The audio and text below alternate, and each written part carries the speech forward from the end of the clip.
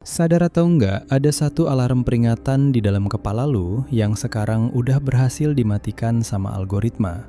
Coba inget waktu pertama kali lu ngelihat konten yang tabu, nyeleneh, atau di luar nalar. Otak lu secara otomatis pasti bereaksi menolak.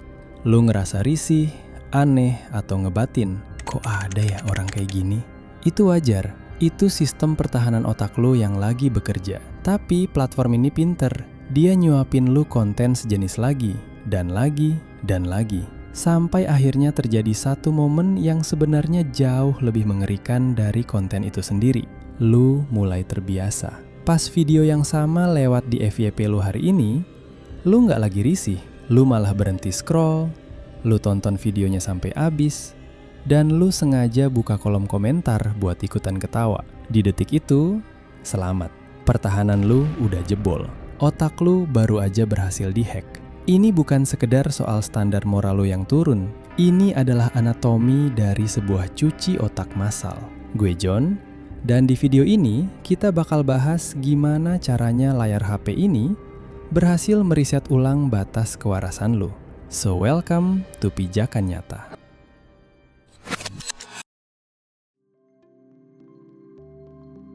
Dalam dunia psikologi kognitif, celah keamanan di otak kita ini punya nama, Mere Exposure Effect. Konsepnya sebenarnya sederhana. Coba bayangin, sebuah lagu yang pertama kali lo denger, kerasa aneh banget. Lo mungkin mikir, ini lagu apaan sih, berisik banget. Tapi karena lagu itu terus-terusan diputar di kafe, di radio, sampai jadi background video teman lo, pelan-pelan, tanpa sadar, kaki lo mulai gerak berirama. Jari tangan lo ngikutin nadanya sambil kepala ngangguk-ngangguk, ya kan? Lalu pertanyaannya, apakah lagunya berubah jadi lebih bagus? Tentu saja enggak, otak lo yang berubah. Secara biologis, otak manusia itu dirancang untuk punya trust issue, alias selalu curiga sama hal yang baru atau asing. Kenapa? Karena insting purba kita menganggap sesuatu yang tidak kita kenal itu sebagai ancaman bahaya. Makanya, reaksi pertama lo saat melihat sesuatu yang melanggar norma adalah risih atau marah. Itu alarm pertahanan diri lo yang lagi bunyi.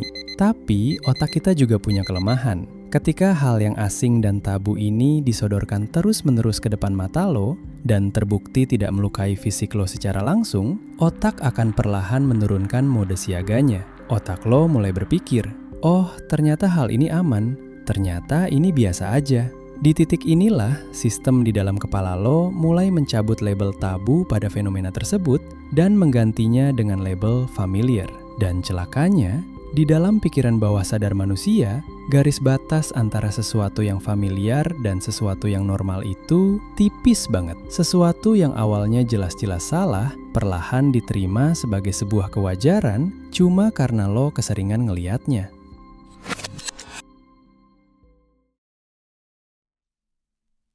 Dan disinilah mesin pencetak uang terbesar abad ini ikut bermain. Algoritma media sosial. TikTok, Instagram, YouTube Shorts, algoritma mereka itu mesin yang buta. Mereka nggak punya kompas moral dan mereka sama sekali nggak peduli dengan apa yang menurut budaya atau agama lo itu benar atau salah. Satu-satunya pedoman hidup mereka cuma dua hal, watch time dan engagement.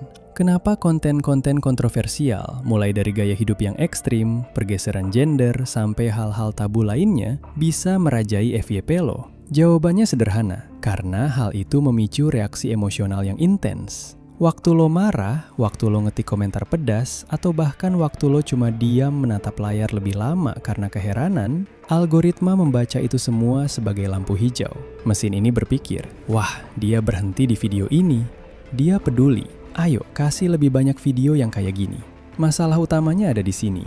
Algoritma mengeksploitasi celah mere exposure effect di otak lo tadi tanpa ampun. Nggak ada jeda, nggak ada ruang buat lo mencerna secara sadar. Dan sadar atau enggak, salah satu korban terbesar dari cuci otak massal ini adalah generasi muda kita. Terutama soal bagaimana mereka melihat jati diri. Karena dijejali tontonan ini tiap hari, batas antara maskulin dan feminin di kepala anak muda sekarang jadi makin kabur. Gen Z lagi ngalamin yang namanya benturan dua dunia. Mereka terjepit antara nilai tradisional yang diajarkan keluarga dan arus budaya global yang menormalkan kebebasan berekspresi tanpa batas lewat layar HP mereka. Nah, soal krisis identitas maskulinitas ini sebenarnya seru banget buat diulik. Tapi biar obrolan kita hari ini nggak kemana-mana, gue bakal bahas topik itu secara khusus di video selanjutnya aja. So, tekan tombol subscribe-nya. Oke, kita kembali ke inti masalah kita sekarang. Layar HP lo terus menyuapkan keanehan demi keanehan untuk dijadikan bahan tertawaan atau hujatan. Sampai akhirnya batas antara ini salah dan ini hiburan melebur jadi satu. Lo dikondisikan untuk mengonsumsi keanehan sebagai sebuah tontonan harian. Hingga puncaknya, keanehan itu sendirilah yang menjadi standar kewajaran baru di dalam kepala lo.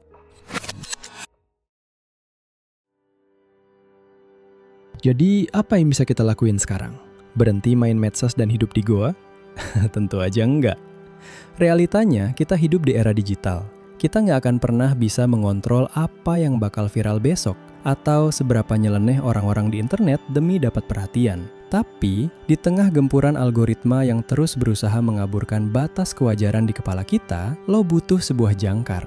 Lo butuh titik balik untuk menilai kembali mana yang sebenarnya benar dan mana yang sekedar dinormalkan. Disinilah kita harus kembali ke pedoman hidup. Bagi kita umat Islam, pedoman itu sudah sangat jelas dan mutlak, Al-Quran dan As-Sunnah. Ini prinsip yang harus lo pegang erat-erat. Mau sehebat apapun sebuah tren dibungkus, mau argumennya terdengar sangat masuk akal, atau kelihatannya rapi banget dan dibela oleh jutaan orang di internet, kalau pedoman hidup kita mengatakan itu salah, maka salahlah ia. Jauhilah.